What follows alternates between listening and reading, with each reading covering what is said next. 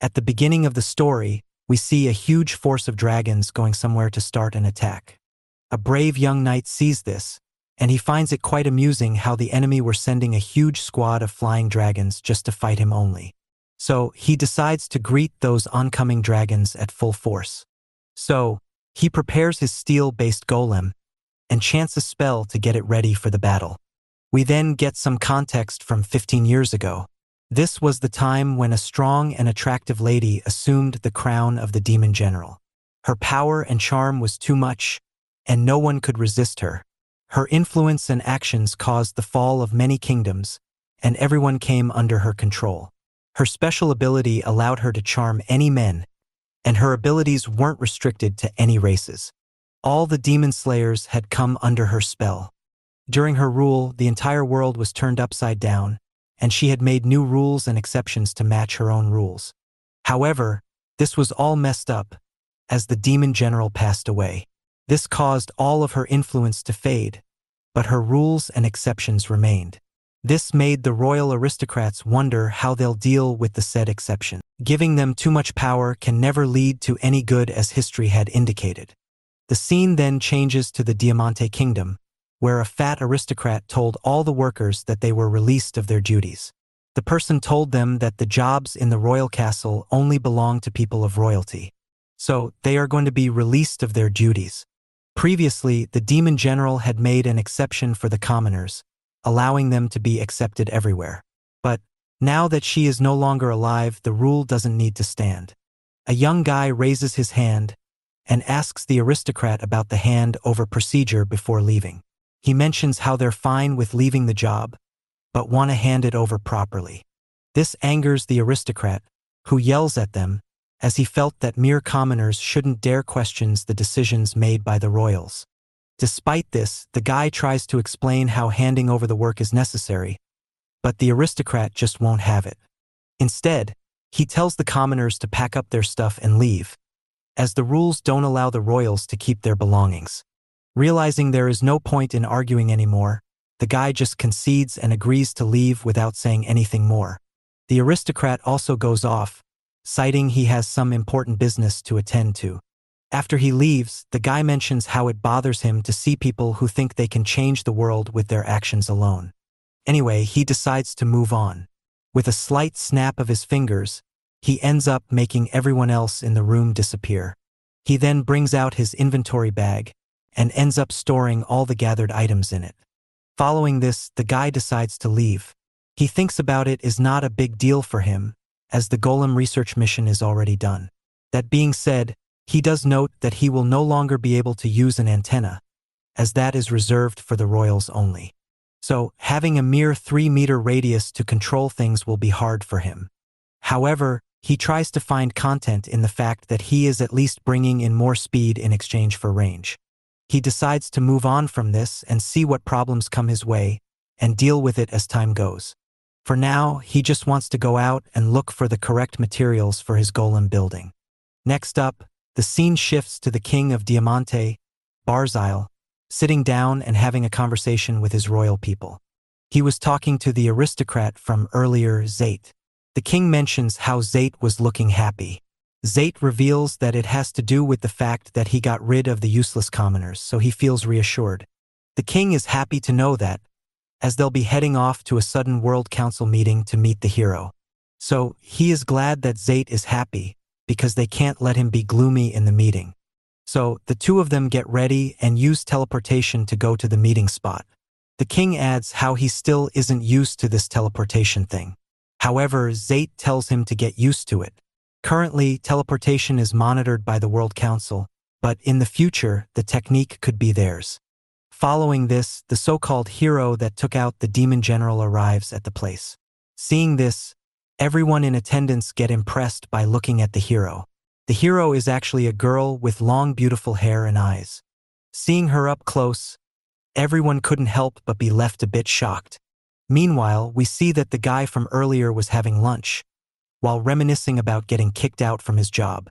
In a way, he thought this was a blessing in disguise, as now he can finally do what he wants.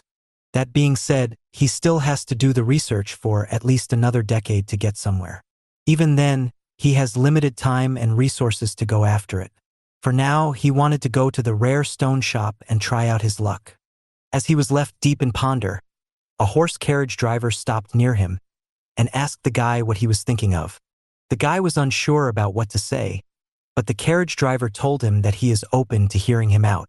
So, the guy explains how his mind is going crazy thinking about what is going to happen.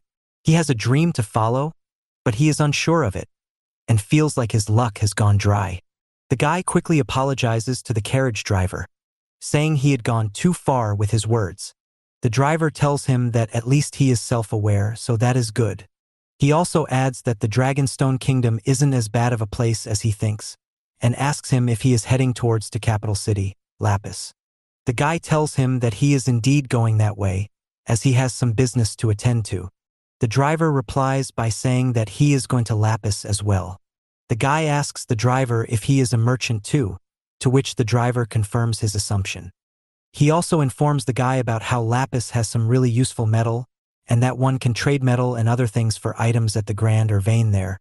Meanwhile, the guy checks on the merchant's carriage to find out that the wheel had gotten damp.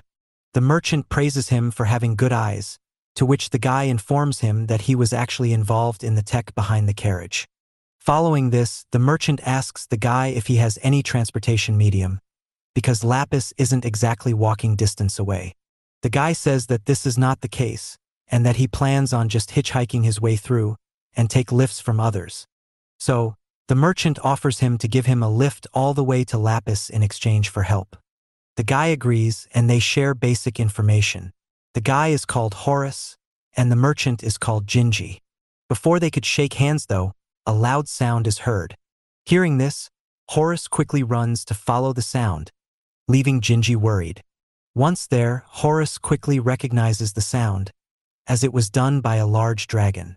This worries Horace, as he didn't expect such a top-tier dragon to show up. However, a fearless man by the name of Yuriev Chiod shows up, and he vows to crush the dragon in the honor of the Chiod Count family. This appalls Horace, as he knows that the guy probably stands no chance at the fight. More problems had already broken out by that point, so Yuriev Chiod was trying to get Horace T to move out of the way of danger, as Horace was trying to help out. However, a family was begging for their daughter, who goes stuck inside the fire caused by the dragon's attack. However, the rescuers told them that there is nothing they can do to save their daughter amidst this fire.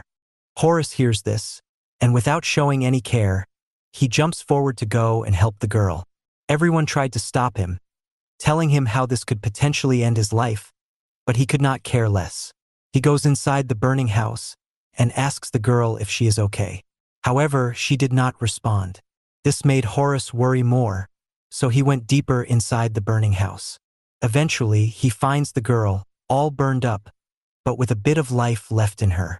Horace understands that she was still not finished, so he ends up using a special potion to rejuvenate her almost immediately. But before he can make his way out of the place, the roof of the house suddenly breaks down and falls on him. People on the outside see this and assume that Horace must be over. They regret what happened and wish that Horace actually listened to them and not go inside. However, Horace was fine, as he got up from the debris, all while keeping the girl safe. He breaks out of the shackles that were keeping him down and makes a safe exit with the girl, while also managing to save her favorite teddy bear. Horace then hands over the girl to her mother, who was worried, but Horace assured her that her daughter is fine, and that she just inhaled some smoke, so she will be good to go once she wakes up. Gingy sees all of this take place in front of him, but he decides against asking Horace anything about his abilities. Just then, Horace asks Gingy how the dragon is being dealt with. Gingy informs him that the dragon has been taken down by the town's mages, and the so-called hero, Yuriev Chiod, was trying his best to slash the dragon down with his sword, but it looked like the dragon was not being affected. Seeing this, Horace felt pathetic, as the guy was doing nothing good but try and show off. Gingy asks Horace how he feels about this, to which he says that he does not see anything good coming out of this, something that Gingy agrees with. A few moments later, the dragon wakes up and growls at Yuriev Chiod, scaring him. The dragon subsequently attacks the man, sending him flying. Gingy feels like that was quite satisfying, but Horus felt that it was quite bad. The dragon once again came back and was about to launch an attack on the townsfolk. This is when Horus, who was not in the mood, engages the dragon. He wanted to finish it off quickly, and told the dragon that he has no personal feelings against it, but it will be bad if he does nothing. So he uses his sword to slash down the dragon and finish it. Because of this, smoke fills up the area, and a plethora of gold coins appear out of nowhere. Horus doesn't pick it up though, leaving it for the family who got their house burned by the dragon to fix their house. Later, as Gingy and Horus started traveling again, Gingy asks Horus why he had not picked up the gold coins. Horus told him that carrying such a heavy amount of coins would be troublesome for both him and Gingy, and he does not want that. Gingy likes his considerable nature, but tells him to not be so nice. He also mentions how he thinks that Horus had left that money for repairment of the damages caused by the dragon. Horus says that he did do that, but judging from the inside of the house, he could tell that it was not just a single mother running the family, and that there was a father around too. That being said, he does think that it still must be devastating to get your house burnt to crisp. Gingy agrees. Gingy then says that he will directly head to the destination without taking any detours. Horus has no objection to that. Meanwhile, the World Council meeting continues, as the leader of the hero community, Hero Lanhea, brings forward the Ruster report. Following this, the World Council decides to grant Hero Lanhea a wish for her work in eradicating the demon general. Can be anything she wishes. Hero Lanhea takes in the offer, and decides to ask for one thing. For the work that was done by Master Horus, the person who trained her, and everyone else mentioned in the Ruster report, she wants to obtain the internation polygamy privilege in return for the work they did. This demand from Hero Lanhea had stunned the World Council, but they continued on regardless. Barzile, the king of Diamante, asked the Hero Lanhea, just what kind of a person is this Master Horus that she is talking about? She elaborates that Horus, despite being a commoner, is one hell of a man, who is the strongest golem master in this world. She learned from a letter sent by him a week back that Horus is working in the royal castle of the Diamante kingdom. This rings a bell for Zate, who wonders if Horus was one of the commoners who he ended up firing earlier. Hero Lanhea then confirms it by declaring to everyone that her master was fired by the Diamante kingdom. Barzile, the king, was pissed off at Zate for firing the hero's master, but Zate explained how he had no idea about Horus being among the commoners. Following this, Lanhea mentions how she only got to know about this because the master sent her a letter a week back. Other than that, the master is very secretive, and they know almost nothing about him. She also adds how because of the demon general's influence, many kingdoms adopted a rule to give commoners equal rights and jobs. They thought having commoners among them could help them fight the demon general's influence. However, she thinks that the Diamante kingdom has simply forgotten about that. Following this, Lanhea thinks that they don't require the polygamy privilege, because her master is heading somewhere else. Instead, they need civil rights to get access to the location. So, she turns her attention to Princess Lucia of the Dragonstone Kingdom, who was filling in for her sick father. She asked her to grant her master, Horus, and all members of the Ruster report full citizenship of the kingdom. She mentions how in order to use the rare stone market and the minerals that are in the Dragonstone Kingdom, they require full citizenship of the capital city, Lapis. This is what she wants as reward for taking out the demon general. Princess Lucia is left overwhelmed, while King Barzile was left shocked. He simply does not want to allow it. The Ruster report, despite being commoners, possess a lot of power. They defeated the demon general after all, and all of them look attractive. So he just does not want another kingdom to take them in. He just won't let it happen. However, Lanhea told him to not get so cocky. The king asks Hero Lanhea just what does she want. Hero Lanhea asks her if he does not understand that she only wants what she has asked for. However, the king told her to calm down and asked her if all she wants is minerals for the golem master, Horus. If so, the kingdom of Diamante is the greatest nation according to him. Because of their large connections and trading network, they can obtain minerals from everywhere, including the Dragonstone Kingdom. He also promises to provide all the privileges to Horus, so he asks Lanhea to reconsider. However, Lanhea says that Diamante is the greatest nation only in name. In reality, it is just a place that was formed by people who ran away from the demon general's rule. She states that a bunch of commoners like them were only able to win because of Horus training. He is a golem master who created golem staff who can work 10 times the load of a normal person. Not only that, he can control over 500 of them at once. And the Diamante Kingdom ended up firing him. Not only that, but the kingdom are going to be in financial trouble, so there's no point in staying there. This confuses Barzile, who doesn't understand what financial trouble she is talking about. This is when Lanhea reveals that all the kingdoms have been living off of exceptions made during the Demon General's era. Those exceptions include extended repayment dates from money lenders. This also made sure the loan interests were significantly lowered, and in some cases it was one-sided monetary funding from the moneylenders. However, those days are long gone now, and money is being collected now. Lanhea then asks Barzile if he has noticed how no money lender has been bothering them. This is because the hero community who collect a lot of gold coins paid back the loan and bought the bonds for themselves. The hero community is also in the money lending business, and upon checking all documentation, they can tell for sure that the Diamante Kingdom is the kingdom most in debt. And the person who has the highest debt is Zate, whose debt can't be paid back even if he were to sell off all of his property. This makes Zate fall from his chair in shock. However, Lanhea does inform them that the loans can be paid back in installments, and the interest rate is low. So they can take their time in paying back. And besides that, she mentions that the kingdom with the lowest debt and the ones who are paying back are the Dragonstone Kingdom. After all, it was with the dragon silver sword named Tail Agartha that the hero Lanhea finally slayed the demon general. So, she just asks Barzile, the king of Diamante, if given the choice, would one go for the kingdom that is suffering from a financial crisis, or would they go for the steady and helpful one? So, Lanhea considers her request to get citizenship in Lapis to be a done deal. Princess Lucia confirms it, saying she has granted full-fledged citizenship to Lanhea and her partners, and has given them full access to the rare stone market. Lanhea is happy to get the deal done, and was on her way to the Dragonstone capital. However, before leaving, she made sure to warn everyone about not trying to mess with Princess Lucia, as she will now be loyal to the princess and won't tolerate misbehavior.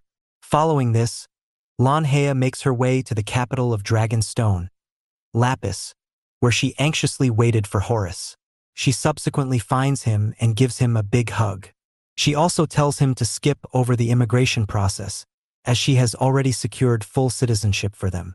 She then takes him to the mansion, which she has also secured as a part of the deal. Once there, Horus is surprised by just how big the place is, while Lanhea exclaims it to be their love nest. There, they also meet up with another partner, Tyria, the maid. She is happy to receive the master, Horus, and mentions that her, Lanhea and Horus will be living here by themselves. They take Horus to the special room they have prepared for him, just for him to create golems. Horus couldn't be happier, as the room had everything he needed. He also finds out how they had almost every rare mineral present for him to use, and wondered how much it costed. Lanhea told him not to worry, saying it was just pocket exchange. Meanwhile, someone had seemingly arrived outside the mansion, wanting to check just how strong the Golem Master Horus really is. We get to know that the person is Idrika, the alchemist of the Dragonstone Kingdom. She had gotten tired from all the walking, because the mansion was large. She came to test Horus because it was a direct request from Lady Lucia. She felt a bit nervous about the meeting, but quickly readied herself for the big moment. For context, we see that Lady Lucia had told Idrika to go to the hero's mansion to run an investigation. She was confused, so Lady Lucia explains how they have recently provided national citizenship to the members of the Ruster Report. However, whether those heroes can actually be trusted is a different question altogether. Idrika was not so sure about investigating them, as there are a lot of them, and investigating them all would take ages. However, Lady Lucia tells her to just investigate Golem Master Horus. She explains how the Golem Master is someone who is considered to be the mentor by the heroes, He trained them, so evaluating him should be enough. Furthermore, the Golem Master is someone who is deeply loved and admired by the great hero Lanhea, so there must definitely be something about him that makes him great. So, Idrika was sent to the mansion to investigate them. Inside the mansion, Idrika has a sit-down meeting with the Golem Master, where she invites him to the underground of the castle. It is a special magic room, where she will be able to evaluate the abilities that he possesses. Horus asks if this request was made by the government, which Idrika confirms. So, he agrees to go there. Lanhea also insists on tagging along to see how things are done. Idrika, very nicely, tells her that she can join along. However, she was evidently not nice with Horus. They arrive outside the palace, which Lanhea finds to be incredible. Horus mentions that the underground room must have a lot of things down there, but not many people probably get to see it. Lanhea asks him what he means by that, to which Horus says that the underground magic room is probably the epicenter of the mana pipes. Lanhea does not understand what that means, so Horus explains that it is like a switch that turns lights on and off. However, instead of that, the pipes release mana. The machine hosts a system where if someone puts a demon coin inside, the coin is turned into energy and released into the city with the mana pipe, making day-to-day tasks easier. Lanhea learns about this and asks Idrika if she is in charge of handling all of this. Idrika says yes and mentions that Horus seems to know quite a lot about magic tools after all. She was pissed off at him and thought that being able to give an explanation about the mana pipes is no feat. She vows to not let go of his mistakes and expose his fraudulent ways to Lady Lucia. However, her look and her words come off as funny to Horus, who can't help but laugh. This angers Idrika, so Horus explains how he finds her words funny and childish. They end up entering the secret room, where Idrika decides to show Horus around, but vows to not forgive his mishaps. She then shows him the main plant of the magic power supply. Her task for him is to get the magic power supply running. She asks him if he can do that. Horus mentions how he has done similar things in the Diamante Kingdom, so it must not be an issue. However, he finds it amusing that there was only one power supply. Idrika tells him to not compare them to a major kingdom, which Horus finds fair enough. Horus then asks if the magic power supply is fully turned off, to which Idrika says yes, and she finds it stupid how he did not realize this from inside his mansion. Lanhea informs Idrika that the hero's mansion has gone through a big renovation, so even if the town's magic supply is turned off, magic still flows perfectly inside the mansion. Horus states that it was done by Tiras, who had installed several systems for magic to flow inside the house properly, although it has not reached every room yet. Idrika is stunned to learn this, as Tiras only recently received control of the mansion, so for her to do all of this in close to no time is shocking. She attributes it to Tiras just being incredibly talented by herself, and she thinks of Horus as someone who likes to brag about their students to insinuate that they are strong too. However, whether he is strong or not would get proven in a matter of moments. Horus then takes out the core of the supply, which is an iron rod. Lanhea is confused, so Horus explains that by using expensive iron, they can create a core that supplies magic with a smooth flow. Idrika brings out a powder which would help clear out the upper layer of the core and reveal its normal state. However, it turns out that Horus already knows, and he ends up spraying the powder before her. The core comes out as dirty black. Idrika knows that, and tells Horus that it is his job to fix it. But before that, Idrika decides to try to fix it herself. She makes an impressive effort, but fails to make any difference. She mentions that the core used to be fully gray, but not anymore. Idrika then asks Horus to try and fix the core, but Horus suggests she do it again. Idrika refuses, as she is the one giving orders, and she won't be doing things according to him. However, Horus and Lanhea request her to do it, so she agrees to do it again. As she gets ready to do it, Horus arrives from behind her and touches one side of the core over her hand. The power he sends through her hand made that particular much whiter compared to the one he didn't touch. This made Lanhea and Horus laugh out loud. Idrika understand what just happened. While Idrika could not believe what just happened, she asked Horus how he managed to do it, because she has never seen it get this white. Horus decides to teach her and walk her through the process. He tells her that the most important thing about this is to provide stable magic to it, instead of trying too hard. He states how she should understand that she does not need to form anything, and that all she needs to do is let it take its natural shape. He advises her to just let her imagination run wild, instead of being hell-bent on just whitening it. Idrika follows all of Horace's advice and ends up fully whitening the core. Horace said it was not bad for a first attempt. Meanwhile, Idrika felt jealous. She could not believe that just using his technique made it so much easier, whereas she worked years to get there. She was mad at Horace for being so good, and decides to one day defeat him in his own craft. Later, we see Lady Lucia coming to meet Idrika at her place, but sees her exhausted from all the work. Her lackeys tell Lucia that Idrika suddenly became overly motivated and has been trying all sorts of different things out of nowhere. Lucia understands that this probably has something to do with the Golem master coming to pay a visit. After the lackeys to start working at the magic power supply room, Lady Lucia hangs around with Idrika. Seeing her sleep, Lady Lucia couldn't help but feel happy, as she looked really calm. However, in her sleep, Idrika was still concerned about beating Horace and claiming victory, something the lady found really cute. Meanwhile, at the power plant, everyone was shocked to see the progression that was made. The next day, the princess and Idrika were amazed to see just how fast the horse wagons had gotten thanks to some cutting-edge engineering from Horace. The new upgrade has made the horse wagons significantly faster and given them the ability to carry more weight than before. This is essential for them, as now they can carry out more stuff from the capital Lapis to other smaller cities and towns. Idrika praises Horace for his work, as this was by no means an easy task. Horace was unaffected as usual because he knows that this was an important thing for the nation, and that if they do not work hard, they will not make any progress. During his time in the Diamante Kingdom, they had to carry a lot of stuff just to uphold everyone. The princess and Idrika are taken aback by this. However, the Princess Lucia does mention that she heard from the hero Lanhea about Horace's work at the Diamante Kingdom. She knows how he made tons of golems to get the work done at the kingdom, and she also heard that he had used over 500 of them. This stuns Idrika. Horace does admit that he used golems, but it was a very tough time for them, as there was a lack of food and resources. Yet, he still pulled it off.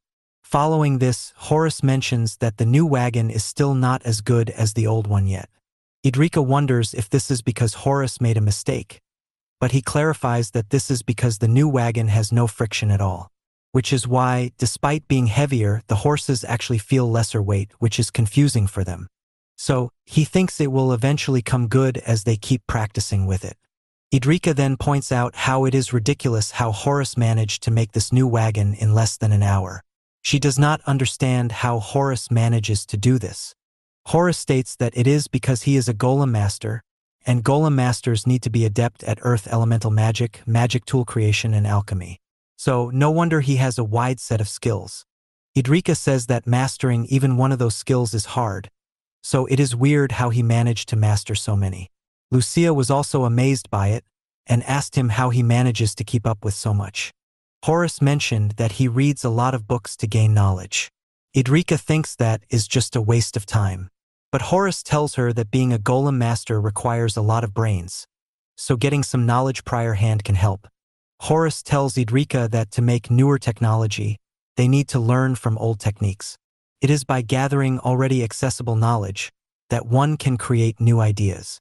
Just simply saying that something is a waste of time just showcases a lack of planning abilities. Lady Lucia agrees with this, as she points out how Idrika herself said that when she goes out to buy groceries, she ends up buying too much, embarrassing Idrika. Lady Lucia's blunt and homely behavior had Horace taken aback, as normally, royal family members don't act like this with commoners. Lady Lucia tells Horace to ease up and be himself with them, as there is no reason to censor oneself. Horace is glad about that, as it will make his life a lot easier. Despite this, Horace feels awkward. He cannot pinpoint the exact reason why he feels this way, but something felt off. Idrika understood his situation and told him that it is probably the culture of the Dragonstone Kingdom. In their kingdom, discrimination is non-existent. People of royal and noble background live along with commoners like it is normal. Even at school, Kids from both royal and merchant backgrounds go to school with kids of commoners. This is done so the people of privileged backgrounds can relate to the struggles of those who are not so privileged. In other countries, royals and nobles go to school together, different from commoners, which makes them think that their way of life is the normal way of life. However, in Dragonstone, kids know how people from humble backgrounds live, so they can get along better.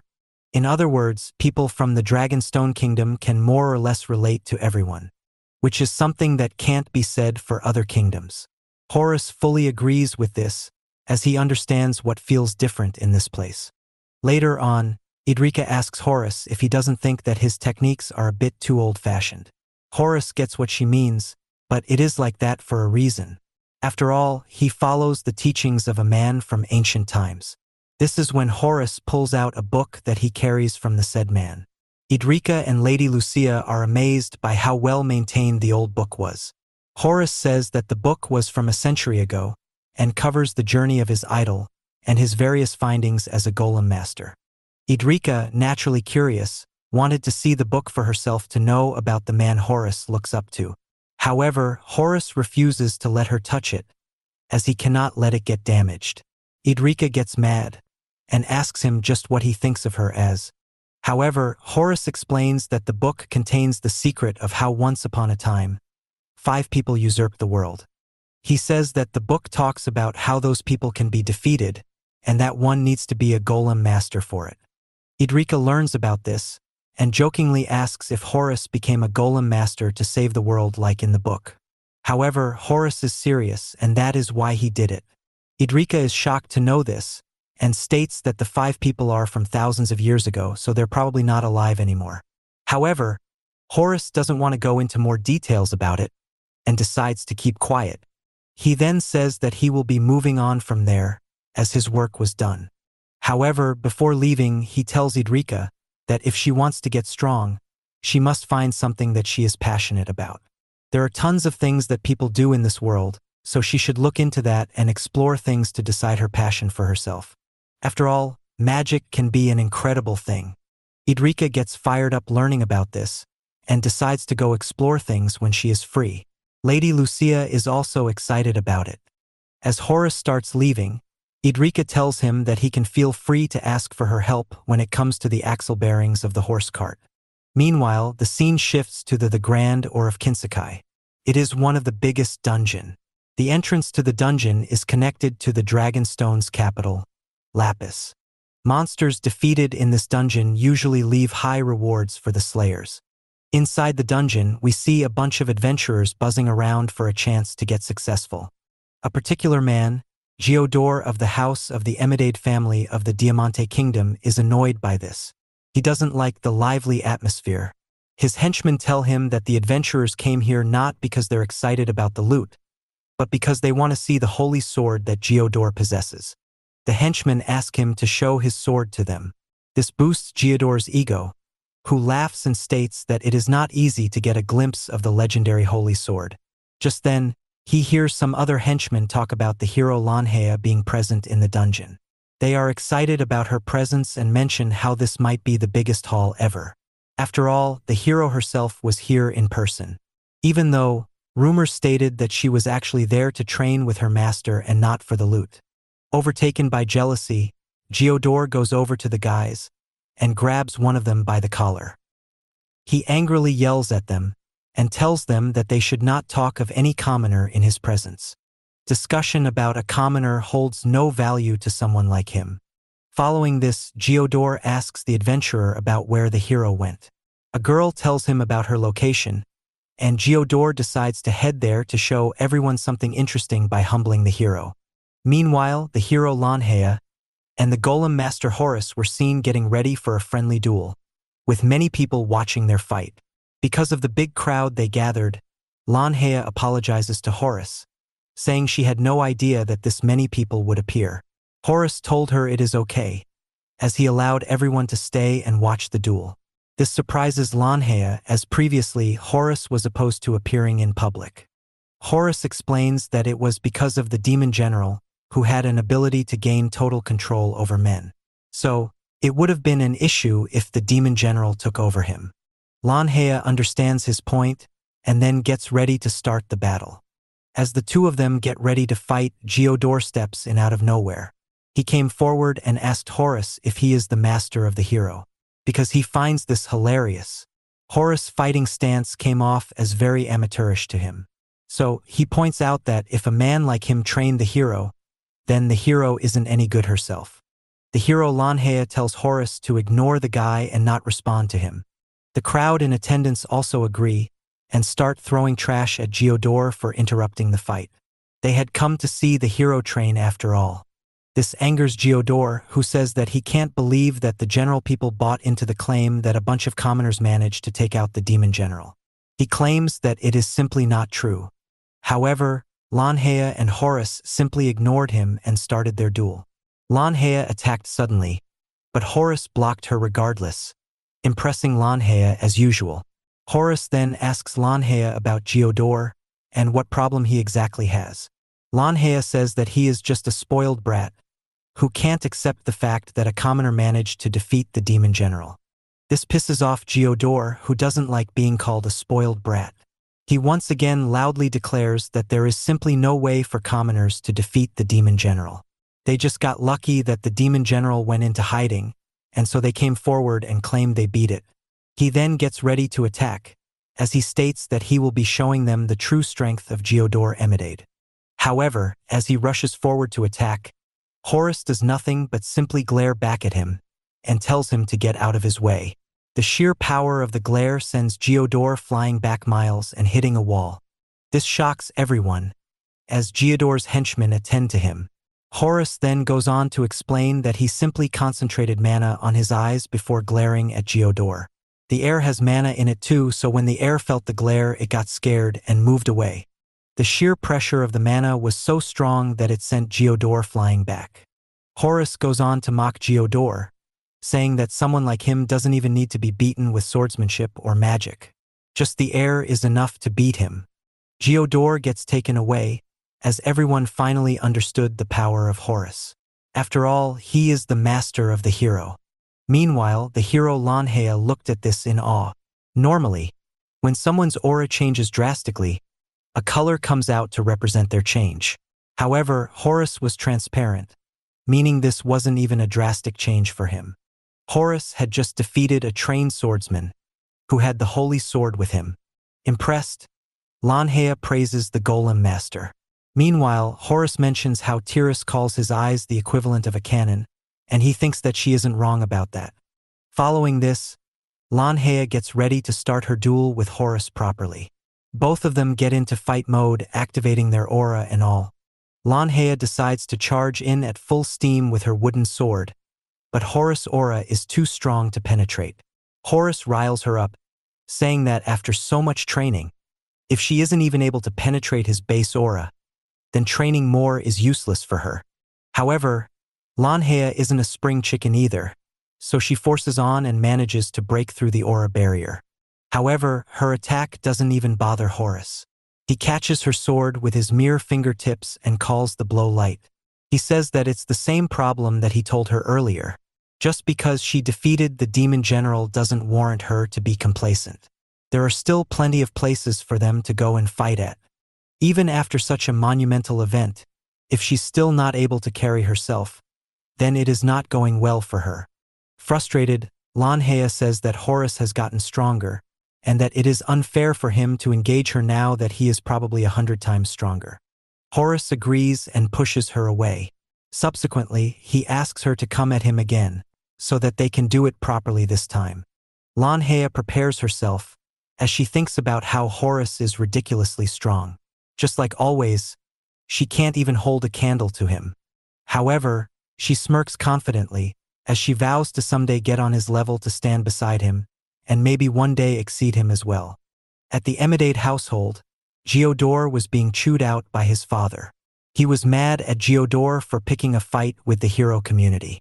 Geodor said that it was his father who told him that the heroes were lying about the demise of the demon general. His father still has that sentiment. However, he doesn't condone the direct expression of it, especially considering the Emidade household is 20,000 gold coins in debt to the Ruster report. This shocks Geodor, as that debt is 100 times more than their annual budget.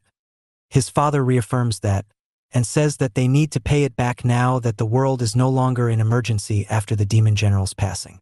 This makes Geodor think that only if they can somehow prove that the commoners are lying, they can avoid paying the debt, as the emergency will come back. However, this pisses off his father even more. He exclaims that the World Council has accepted that the Ruster report took out the Demon King, so there is no point in doing this. He states that the Emerald were actually trying to strike a deal with the Ruster report to lower the interest rate, but Geodor ruined it for them. Geodor says that they can easily get money from the kingdom, as he is the holder of the Holy Sword. However, his father makes it clear that the kingdom won't pay more than the 200 gold coins annually, and that Holy Sword that Geodor uses requires them to pay money to the church. It is not just them, as the church has been taking fees from people of all nations. This is because the church itself is under debt to the Ruster report, so they must take money from others. In other words, it can be said that the entire world is currently running off of the Ruster report. So, it makes it even more infuriating that Geodor went ahead and messed with the top people of the community. Angered, Geodor grabs the Holy Sword and gets out of the room, not saying a thing to his father. Meanwhile, Horus could be seen traveling alone. He decides to go to a particular place, but Geodor, in disguise, stops him from behind. He puts his sword on Horus' neck and tells him and his teammates to forgive the Emerald's debt. Horus finds it funny that Geodor is resorting to this after not being able to beat him from the front. Geodor is shocked, as he didn't expect Horus to recognize him, and questions him how he managed to recognize him. Horus pointed out how this is thanks to the very distinct smell that comes from the Holy Sword. Realizing that he has been figured out, Geodor takes off the veil and reveals his true self, now demanding for Horus to remove their debt. He says it as an order rather than a threat. Hearing this, Horus explains how the debts were racking up back when the Demon General was still around. Despite this, his girls fought the Demon General and won. So, if he were to forgive the debts now, it would be a slap on the face of the heroes who worked so hard. However, Geodor doesn't care. He says it is their duty to follow his orders as commoners. He also goes on a rant, saying that even if the Ruster report now claims to be heroes, what they were in the beginning was some mere adventure guild. And money is not paid to adventurers who come back unalive. So, it is their fault for coming back alive from the war. Horus tells Geodor to stop. The guy refuses to stop, and this causes all hell to break out. Geodor freezes on the spot, failing to move at all. He is shocked by this, so Horus explains that it is the same case as what happened in the dungeon. Mana is stored in a place different from the body, and it can be stopped by Horus if he wants to. Not to mention, the sword has its own special mana, which can only be used against the top mana users in the world against Horus, not someone like Geodor. Horus then decides to teach Geodor a lesson, as he did not learn from the first time. So he decides to hit him in the face with a punch. Horus then ends up hitting him with a wicked punch to the face. Lanhea quickly rushes out to inform Horus about the presence of the Holy Sword, but sees that Horus already took care of the matter. Tiras tells her to calm down, as Horus can take care of himself. Just then, a bunch of people come over to give fruits and bake sweets to Horus and Co as gifts. Tiras mentions that they have already received tons of these gifts. As Lanhea and Horus are confused, Tiras explains that the work they did on the magic power plant has fixed the city's mana issues. Now they are able to work more efficiently. So, the government announced to everyone that the taxes have down thanks to their work. So, people from all walks of lives are coming forward to bring gifts for Horus and company. Lanhea wonders if the government took advantage of the influx of money coming into the country. She assumes that they must have confiscated a lot of money for themselves and are now giving small reforms to the public. However, Tiras clarifies that the Dragonstone Kingdom maintains a level of transparency, so corruption is not an issue. A while later, Lanhea mentions to Horus that he has become a lot more mellow compared to the past.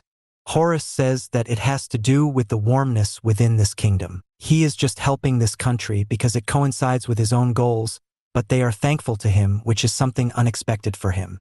Lanhea and Tiras understands that this is because of how Horus was treated in the Diamante Kingdom. No one never really thanked him for his work, so he does not expect anyone to thank him for his work here too. At the Diamante Kingdom, the king was finally realizing the importance of Horus, as various reports came in from the soldiers and nobles about a lack of magic tools and axles breaking down, stopping the food transport. This made the king realize just how much the city is in tatters. Back when Horus was still working, they did not need to worry about things such as magic tools and mana supplies.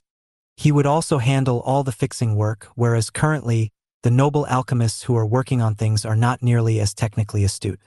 He also had a large inventory being a golem master, which allowed them to keep spare parts for axles and stuff. However, all of that is gone now. Following this, another complaint came in. This time, it was a complaint from the general public, who were mad because their demands were not being fulfilled anymore. Previously, Horus would take care of this, but the new nobles in charge are not doing the proper work. The king tells his guard to just go and tell the people that they will instate a commoner to help them soon. After getting rid of that problem, the king was more concerned about getting the food supply transportation issue sorted, as not having enough food will be the final nail in the coffin for their kingdom's reputation. Following this, the king receives information about Geodor's attack on the hero community to get their debt forgiven. However, he got knocked out in the place. This pisses off the king, as this will cause them to have repercussions. The king asks the guy if the Ruster report has demanded something from them. The guy says that while they have not asked for anything yet, the Emidade family are 20,000 gold coin in debt to the hero community, which is a lot as their annual budget is just 200 gold coins. The king notes that he only gave the noble status to the Emidade is because of the holy sword they have in their possession. If only had they spent their annual budget to build some sort of business in the region, they would not have gotten into such a problem. However, after considering all the things, the king decides to pay off the debt from the kingdom's reserve. In return, he wants to take away all the property and belongings of the Emidade family and send them to exile at the frontier. He decides to do this based on something the Emidade did for him back in the days. It was a time when the king really needed the help, and only the Emidades came forward to help him. So, he attributes his current position to be something that would not have been possible without them. However, after paying off the debt from their behalf, a new problem arose. A noble reported to the king, saying that now an influx of sons from noble families have been seen hurling insults at the hero community. This angers the king, as he demands for a proper explanation. This is when the guy informs him that this is because the nobles have taken note of how the king paid off the debts of the Emidade and want to take advantage of it. So they have sent their sons to misbehave with the heroes, hoping to get a reaction out of them, and in turn, cause the king to pay their debts on their behalf. The king could not believe it that his own people were doing this. The guy mentions that they have launched an investigation about it, and found out that the dukes have conducted a meeting regarding this topic, to get the king to pay up for them. This deeply upsets the king. He thinks that the people are just stupid, as they only see things at surface level. They don't understand that they have been let off lightly until now because of the Golem Master's leniency. Despite that, the king inquires about the combined outstanding debt, and learns that it is over 10 billion gold coins. This is 100% more than their annual budget of 10 million, so it is impossible for them to pay back this much. Which is why the noble's actions are irking him. Despite that, he knows that he needs to pay it back, and bow down to the Golem Master and apologize. But he does not have the money for it, so he just goes into a mental breakdown. Meanwhile, in Lapis, Tiras and Lanhea read about the attack on the hero community by the Diamante Kingdom nobles. Tiras says that she saw this coming right after the king paid the 20,000 gold coin for the Emidades. The people of the kingdom are trying to play smart and get things done. Lanhea wants to focus on the fact that people of the hero community are being attacked, and she wants compensation for that. However, it is virtually impossible for them to pay back the debt, said Tiras. However, she suggests that they should take some asset from the kingdom to penalize them for their constant attacks. Lanhea is not quite sure about what she wants to take from them. However, upon thinking more, she thinks of getting the antenna from the Diamante Kingdom. After all, that would really help Horus in his golem work. Currently, he can only control his golems within a 3-meter radius. But with the antenna, he is able to control them throughout the entire capital. So, they decide to take the antenna from the Diamante Kingdom. The scene changes back to the Diamante Kingdom, where the king evaluates this to be a turning point for them. However, Reiser, one of his handy men, tells the king that he does not agree with the demands of the Ruster report. He states how handing over the antenna will prove to be beneficial for them, but there are still other things to consider. He states that he thinks that Horus must have sacrificed his range control ability to gain the ability to make better golems, which is why he needed the antenna. So, if they were to hand over the antenna to them, Horus would have no reason to ever return to the Diamante Kingdom. The king also connects dots from various books he had read to understand that Horus must have sacrificed his range to gain better control.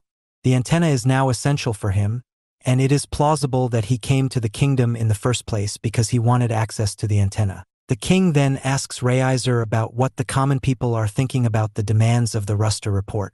Reiser informs him that currently the antenna is not being used by anyone, so the normal people think that handing over something useless to reap benefits should be the way to go. The king says that everyone is short-sighted within the kingdom. He then thinks about the advice his father gave him. It was to not act before seeing something with one's own eyes. Until then, gather the needed information to do what is the best. He finally understands what his father meant, so he tells Reiser to prepare the handover of the antenna. He is doing this after considering everything, even though this will defeat any purpose for Horus to return one day. After signing off the deal, the king asks Reiser if he thinks the Golem Master is mad at him for the mistreatment he suffered while working for them. Reiser thinks that the Golem Master does not care about that. After all, he is the kind of guy who let off Geodor with just a punch after the guy drew the holy sword on him, and basically threatened him with it. The king understands that, but Reiser asks him if he regrets what happened, to which the king denies it. Reiser states that he understands why Horus would leave. He saw him deal with the complaints of the general people. He mentions that dealing with the complaints of the common people is a hard deal, and anyone would get annoyed after a while. This upsets the king, as this just means that there is no way for Horus to return to them. All they can do now is maintain distance and apologize for what happened. Saddened, he just puts his head down on the desk and sulks. Reiser thinks about how the king was playing it cool for the most part, but now he has broken down and has started acting like a girl in love. After thinking for a while, the king comes up with the idea of sending a bonus. He then tells Reiser to leave, as he thinks about it in detail. He regrets not being able to reward Horus for his work and letting him go. Giving away the antenna to them will definitely lessen the burden of the debt. Horus currently says that he is done with them, and they cannot oppose him. However, depending on how he reacts to the special gift, that all can change. Meanwhile, Horus can be seen deep inside a dungeon. There, he is attacked by a flying metal bird monster.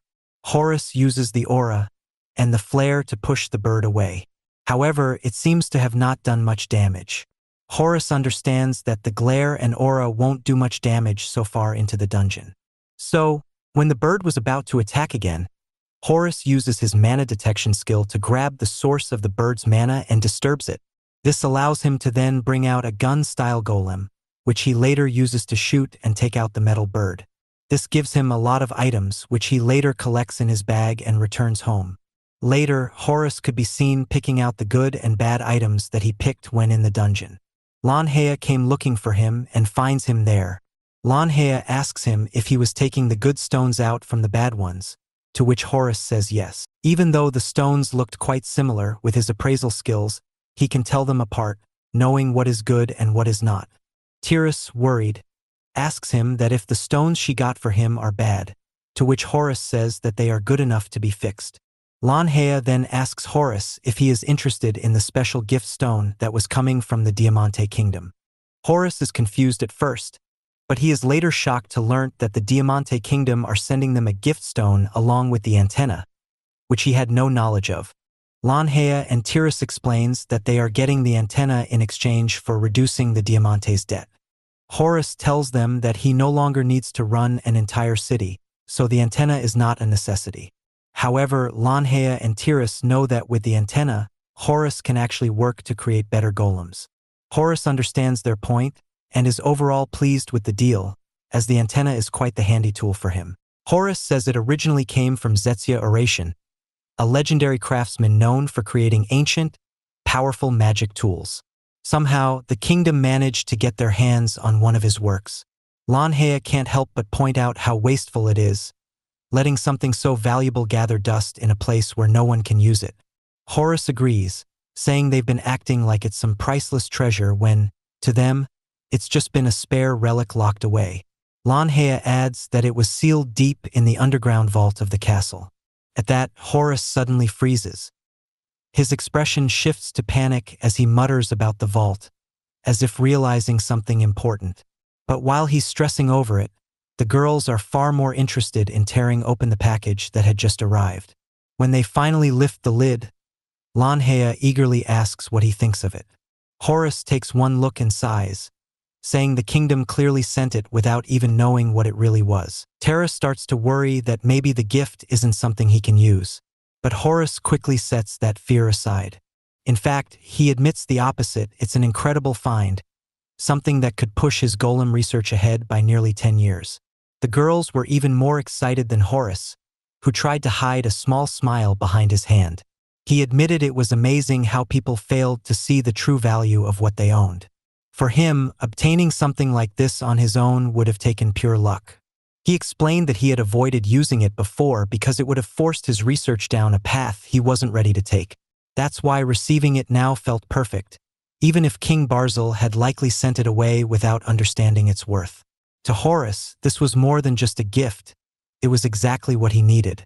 When Lanhea asked if it was really that special, Horace made it clear. Even if the Demon King had been defeated, even if the world praised his achievements, even if the kingdom had begged him to stay at the castle alongside the hero while showering him with rewards, he still would have bowed countless times to the king just for this one item. That was how priceless it was. Terrace, hearing those words, grew uneasy. She wondered if their master was actually thinking about returning to the castle. But Horace shook that thought away. He said there was no chance. His opinion of the kingdom's people hadn't changed. And besides, working at the castle would have only kept him from reaching the Grand Orin. No matter what, he would have left eventually. Lanhea then asked if he intended to cancel all of Diamant's debt in return. Horace said yes, since a gift of this value deserved nothing less. Terrace could only imagine the arrogant nobles acting even wilder once they heard the debt was gone, their pride swelling out of control. But Langia's tone turned sharp. If those nobles ever forgot what it meant to carry the title of hero, she would personally remind them. Horace quickly caught on that the girls weren't just celebrating the gift. They were already planning to spread the news about the debt being erased, not out of kindness, but to bait the nobles into lowering their guard. Once the arrogance spilled over, they could make an example out of them. When Lanhea asked if stirring up the nobles would be a problem, she added that she had learned the trick from her master himself. Horace had no comeback for that, knowing she was right. Meanwhile, back in Diamant, King Barzil received official confirmation that the kingdom's massive debt had been completely cleared. The news left him stunned, and then, overwhelmed, he actually broke down in tears. Not long after, trouble started brewing outside the hero's mansion. A man set up camp with a telescope, quietly watching the women of the hero community as they went in and out. Word spread quickly. These were the same women who had helped clean up the last of the chaos after the Demon King's fall. Soon, curious kids ran over to peek through the other side of the telescope, but guards rushed in to stop them from touching it. The man, however, kept staring. He muttered to himself that the rumors about the hero community were true, and with a twisted smile, said he liked what he saw. His expression then turned even creepier as he declared his desire to make every single woman in the hero community his mistress. To top it off, he kissed the telescope with his oversized lips, his behavior disturbing everyone around. Inside the mansion, Horace and Lanhea were busy reviewing the nobles' recent movements when a report came in. One of their team members explained that someone from the Diamant Kingdom's ducal house was outside, demanding that all the women heroes become his mistresses. Horace only sighed at how quickly such arrogance had shown itself. Outside, the noble revealed himself, overweight and unpleasant, his face twisted with entitlement. He grew furious at their silence, shouting that nothing good would come of making him wait. The noble finally introduced himself as Ashton, head of the Riquotenides family. Lanhea frowned, saying it was the first time she had even heard his name, then demanded to know what he wanted. Ashton simply pointed at the women of the hero community, declaring that they were so beautiful he intended to claim all of them for himself. Lanhea immediately refused without hesitation. Ashton warned them of the consequences of rejecting him, as if the heroes should fear his threats. Lanhea was stunned at his arrogance, shocked that he thought he could bend the heroes to his will. Ashton sneered, calling them nothing more than people from a backwater kingdom only known for producing metal. Lanhea fired back, reminding him that the very sword she had used to defeat the Demon King came from that so-called poor country. If necessary, she would gladly show him how sharp it still was. Ashton's face twisted in anger at her defiance. He shouted that the leader of a country was responsible for repaying its debts, and as citizens, they were equally bound by that responsibility. Lanhea countered by asking if Ashton intended to trap Princess Lucia in debt, and then coldly added that there should be no problem if every favor was repaid on the spot. She also pressed him, asking if his plan was to bury them under outrageous interest rates. Ashton dismissed her words with contempt, insulting them as uneducated commoners. He then boasted that his kingdom had the right to demand Princess Lucia pay 100 million gold coins to his ducal house, and as for the members of the hero community, he valued them at another 100 million altogether. Lanhea stared at him in disbelief, doubting a greedy noble like him could ever produce that kind of money. She said if he really had it, then returning it immediately would be simple. Horace, however, shook his head. He didn't agree with that at all. Horace explained that canceling such a massive debt would only create a one-sided obligation, forcing Princess Lucia to repay its value in other ways. A debt was the same as a legal right. Holding it gave the lender power to demand conditions from the debtor. Ashton was taken aback, surprised that a mere commoner could speak with such clarity. But Horace wasn't finished. He added that even with such a right, a lender could never enforce it without a valid reason. Lanhea stepped in, saying the entire situation had felt strange from the very beginning. Just then, a group of soldiers approached Ashton carrying crates filled with precious metals looted from a nearby warehouse. They complained that they could have taken even more if certain people hadn't interfered. Some of the girls asked Lanhea who those men were, but she was just as confused. Ashton, however, spoke as if nothing was wrong. He declared that since the hero community would soon belong to him, everything they owned would eventually be his anyway. Lanhea could only sigh at the sheer arrogance dripping from his words. That was when Horace finally lost his patience. He could not believe there were people who operated with such shamelessness. He reminded them that the only reason he stayed in this country at all was because it held the rights to the Grand or Vein of Kinsky. His presence suddenly grew heavy, pressing down on Ashton. Horace asked if Ashton was deliberately trying to stand in the way of his plans. Then, with a mocking tone, he leaned in and asked the struggling noble what was wrong. The sight was almost amusing. An arrogant ducal lord forced to his knees before a commoner, humiliated in front of everyone. The guards rushed forward in anger, demanding to know what Horace was doing to their master. They urged Ashton to lift his head, trying to protect his pride. Right then, a passing photographer snapped a picture of the humiliating scene. Horace knew instantly that the photo would be plastered on the front page of the papers by morning. Lanhea smirked, saying it would be the perfect way to remember Ashton's otherwise forgettable name. Humiliated, Ashton stormed off into his carriage, shouting threats about making them pay for embarrassing him. His guards scrambled after him, but not before Lanhea called out, telling them to at least leave the metal ores behind. They ignored her and ran off. Annoyed, she suggested they go after him, and Horace agreed. As they gave chase, Lanhea asked her master what he meant earlier when he said this country was convenient for him. Horace explained that he was grateful Princess Lucia's family ruled the land. Deep inside the Grand Orin lay another dungeon, and he had something important to do there. The problem was, entering required a special key. That key belonged to the Yatsuro clan, a bloodline that had existed since the beginning of the world. Princess Lucia's Chaos family was part of that lineage. It was Langia's first time hearing the name, but Horus wasn't surprised. He explained that the clan ruled a territory hidden deep inside the Grand or Vein of Kinsky, where the dungeon was located. He had only learned of it through the biography of a certain man, but he was convinced the information was true. If Princess Lucia ever fell into debt and lost her rule over the land, their access to the Grand Orin would be gone as well. Lanhea quickly realized her master was protecting the princess to avoid any unnecessary problems. Horus confirmed she was exactly right. Meanwhile, Ashton was still fuming over the humiliation he had suffered earlier. He wanted Princess Lucia to fall into debt so he could force the heroes to live like ordinary citizens under his control. He couldn't believe there were still people who didn't respect authority. But as he looked at the small group of soldiers he had brought, he realized they weren't enough to take on the heroes directly. Frustrated, he turned his attention to the Chaos Palace itself. Storming inside, the guards stopped him, demanding his identity. One of his men stepped forward and proudly announced him. At Ashton's signal, the soldiers pushed forward and entered the princess's office. Ashton walked in calmly, as if he owned the place, and said he had come to make Princess Lucia pay a debt of 100 million gold coins. Idrika immediately stepped up, her voice firm, and told him to stop making a scene. She asked who these people were and why they thought they could barge in like this.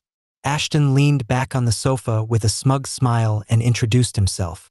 He said he was the Prime Minister of the world's largest nation, the Diamante Kingdom, and head of the Reyes ducal family. He couldn't understand how they dared to ignore him. Idrika crossed her arms and said they would not agree.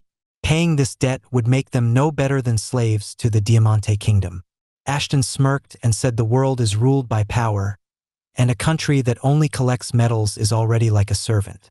He added that this was the first time anyone had forced a one-sided payment and that no World Council rule forbade it. Idrika shook her head and said that things would not go the way he wanted. Princess Lucia watched quietly, her eyes following every move as Ashton's frustration grew. In a sudden outburst, he stomped on a picture frame, shattering it under his foot. He could not believe they still weren't scared of him. Idrika tried to argue again, her voice steady, but then several swords suddenly appeared in front of her face, just inches away. She hadn't expected them to be serious. Ashton's eyes darkened, and his voice dropped cold. He warned that he would not repeat himself. In his view, this country, the princess, and even the heroes were only fit to be slaves. Princess Lucia tried to calm Idrika, but the alchemist refused to stay quiet.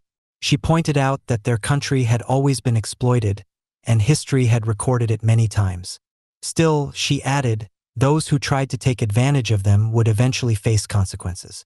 One of Ashton's guards laughed loudly, mocking her. He asked what someone like her could possibly do with only a staff in her hands. Horus let out a small sigh. He said this kind of tense, aggressive atmosphere didn't belong in a royal office. When Ashton's side drew their swords and spoke harshly, Lanhea stepped forward with a smirk. She asked if they were trying to declare war. Ashton and his men blinked in surprise. Lanhea explained that they had come only because Ashton's soldiers had stolen their oars. On their way inside, they had felt the tension outside the palace, so they decided to check in, and that's how they ended up in the room. Ashton ignored her words completely. In his mind, he had the highest authority, and everyone else were just commoners. He declared that all he had to do was give the order, and his soldiers could surround the capital in no time. He shouted that his power came from his authority, and people like them should never dare to oppose him. Horus, calm and steady, shook his head. Real authority, he said, was given to those willing to set aside their own sense of what is right in order to protect what truly mattered when the time came. Anyone who called other countries slaves or tried to start wars did not deserve that kind of authority. People like that, he added, should be called criminals. Ashton's face turned red with fury. He barked orders for his soldiers to attack. Horus stayed cool and told Lanhea to take Princess Lucia and retreat. Lanhea leaped over the soldiers with ease, grabbing the princess and moving quickly out of harm's way, leaving only Idrika behind. Horus dodged the soldiers' attacks effortlessly, noting that they weren't a real threat. He smiled slightly, almost amused, and then announced that he would defend himself. With a single punch, Horus sent one guard flying, barely missing Idrika. Using his ability, he pulled the guard back toward him and slammed him hard onto the floor. Ashton froze, eyes wide, unable to believe what he had just seen. His mind raced. He could use this as an excuse to punish Horus, maybe even have him executed for hurting a soldier. Horus tilted his head, asking if Ashton still didn't understand. That's when Idrika noticed something strange. The knocked-out guard had no wounds at all. Horus explained calmly that after striking his opponents, he healed them instantly. There would be no visible injuries, though they would still feel the pain. Even if someone was knocked unconscious, there would be no proof left behind. Ashton refused to believe such a thing could exist. He barked orders for the rest of his soldiers to kill Horus. But no one moved. The silence grew heavy. Ashton shouted that it shouldn't matter if someone from a slave country died, trying to scare them into action. Instead, the soldiers shifted their attention toward Idrika. Horus stepped forward without hesitation. He punched two soldiers square in the stomach at once. One tried to vomit from the blow, but Horus calmly blocked his throat, forcing it back down. He shrugged and said he couldn't allow them to make a mess on the floor. Ashton's face twisted in fury. He demanded to know what Horus was. Horus replied simply, calm but confident. He was a Golem master, strong enough to take down 3 trained soldiers with his bare hands. Ashton still refused to accept reality. He reached for his sword, ready to face Horus himself. Horus could see that words wouldn't change him. Without a second thought, he struck, landing a solid punch square on Ashton's face. The impact sent a clear message. This wasn't a fight the arrogant noble could win. After knocking out the soldiers, Horus decided to drag the trespassers back to the Diamant Kingdom's embassy. Idrika suggested they also send a letter of protest. Horus raised an eyebrow, surprised that this was the only action they planned to take after having weapons pointed at them. Dealing with diplomatic matters between countries, he thought, was such a bothersome task. Idrika shrugged and said it was just unlucky that their country was small. Later, Lucia relaxed and enjoyed the snacks Tira had brought, still finding it hard to believe all the chaos that had just happened. Idrika agreed. It had been completely unexpected, but she was even more shocked at how casually Horus had handled the soldiers, like it was nothing at all. Lanhea shrugged and explained that for their master, this kind of thing came as naturally as breathing. Horus, reading the newspaper, simply nodded in agreement. When they looked at the front page, their eyes widened. There was Ashton, kneeling before them, captured perfectly in the photograph. Idrika frowned, doubting that the arrogant noble had actually learned any lesson. Horus, with his usual calm, said not to expect him to stay down. He would return. Idrika gasped, shocked that even after everything, Horus thought the noble would come back. Horus explained that nobles from the Diamant Kingdom were known for holding grudges. They could never forget the pain or the wounded pride caused by commoners. Idrika muttered that they were narrow-minded, and Horus added that such nobles could only grow as people if they learned forgiveness, not just how to restrain themselves.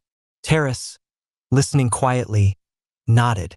That explained why those nobles never truly matured, no matter how much power or money they had. Idrika wondered if they weren't afraid of facing revenge themselves. Horus shook his head calmly. People like that, he said, easily forgot their own pain because they lived in a position where they could remove anything that annoyed them. He expected that, within just a few days, they would feel the same kind of wound again. Meanwhile, Ashton stormed toward the hero community's base with his soldiers. He couldn't forget the humiliation he had suffered and refused to let the heroes get away just because they had defeated the Demon King. He ordered his men to capture all the girls and bring them before him, promising them a share of the reward. In his mind, even a hero would be powerless if attacked while asleep. Suddenly, all of Ashton's soldiers dropped to their knees. Confused, Ashton looked around, but the realization hit him quickly when he felt the crushing pressure pressing down on him. Lanhea stepped forward, her eyes cold and sharp. She said she had dealt with many fools in the past.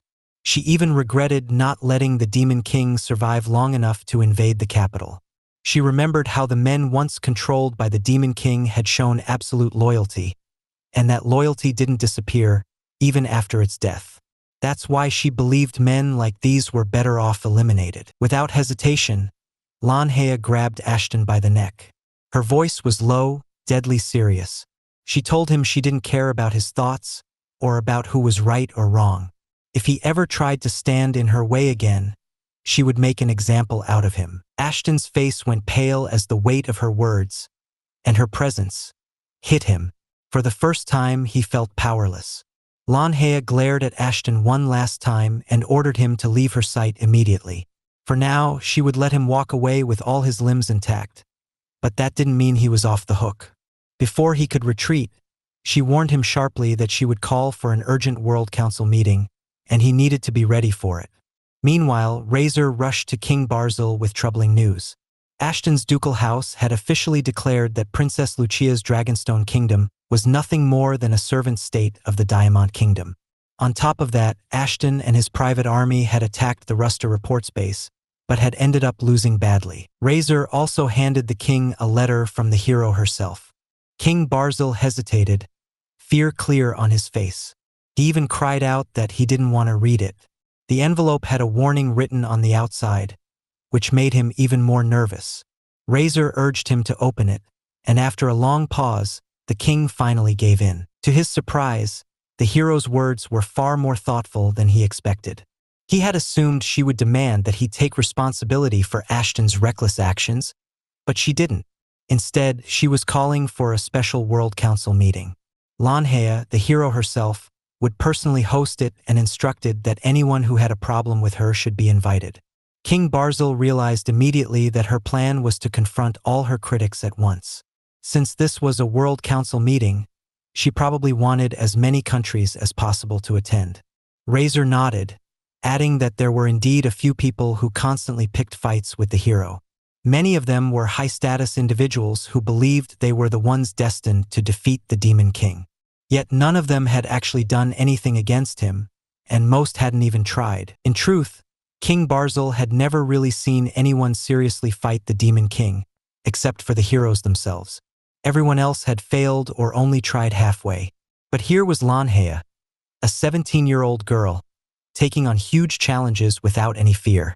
The letter she sent made it very clear. She didn't care whose rules or ideas were right or wrong. She didn't care if the nobles had done bad things in the past. Their history, pride, or excuses didn't matter. She only cared about fixing the problem and facing it head-on. The king was shocked. How could someone so young, barely out of her teens, be more mature than him? Even as a ruler, he sometimes struggled to make the right choices. Yet Lanhea acted with confidence and wisdom far beyond her age. Still, he reminded himself that people only grew stronger when they learned forgiveness. You had to let go of grudges, even against those who had hurt you, to truly become better. He thought about the history of the World Council. Long ago, religious leaders had taken too much control over the world. They made all the rules and decisions, and people depended on God too much instead of thinking for themselves. Humanity had learned from that mistake. People realized they could stand on their own without relying only on religion or divine guidance. That's why religious leaders were never invited to council meetings. Decisions had to be made by humans who understood the world themselves. Razor added his thoughts. He believed this upcoming World Council meeting was part of Langia's plan to show everyone who she really was as a hero. King Barzil could already imagine it. Lanhea standing tall in the middle of the room, calm and confident, while the nobles, adventurers, and other powerful people realized just how strong she was. The divine blood adventurers, members of religious nations, bloodline nations, and adventurer groups, were very proud and arrogant, but even they would feel nervous in front of Lanhea. The nobles who had caused her problems before, who trusted only their wealth and status, would see that their tricks and schemes meant nothing. Langia's words and actions were always precise. She knew how to teach a lesson without unnecessary violence. But King Barzil knew the meeting would still be chaotic. Some people would panic, some would argue, and some would secretly try to plan against her, but none could stop her. Every person belonged to at least one of these three powerful groups: religious nations, bloodline nations, or adventurer organizations. King Barzil and Razor knew this meeting would bring all of them together, which meant the tension and egos in the room would be huge.